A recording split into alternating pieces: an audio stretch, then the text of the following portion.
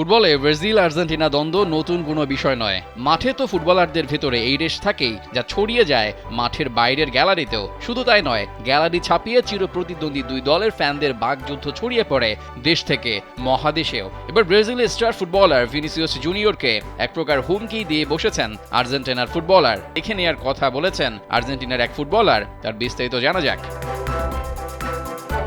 Real মাদ্রিদের Brazilian তারকা Vinicius junior ও মায়োর্কার Argentine defender Pablo মাফিওর মধ্যে পুরনো দ্বন্দ্ব ফের দেখা যাচ্ছে।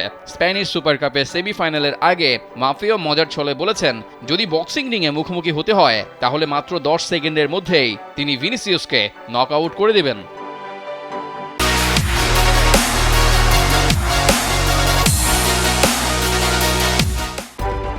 দুই 2021-22 লা লিগা মৌসুমে এক ম্যাচে মাফিও ভিনিকে ফাউলের কারণে লাল কার্ড দেখেন। সেই থেকে ভিনিসিয়াস ও মাফিওর মধ্যে এক ধরনের প্রতিদ্বন্দ্বিতা চলে আসছে। যদিও মাফিও দাবি করেন পরে তারা নিজেদের মধ্যে সমঝোতা করে নিয়েছেন।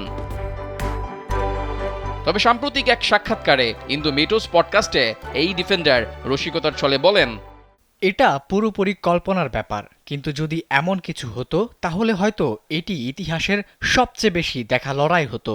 তবে আমি নিশ্চিত আমি জিততাম, 10 সেকেন্ডেই তাকে নকআউট করে দিতাম।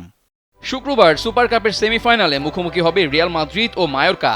এই ম্যাচে মাঠেই ফের দেখা যেতে পারে ভিনিসিয়াস ও মাফিওর লড়াই, যা ম্যাচের উত্তাপ আরও বাড়িয়ে তুলতে পারে।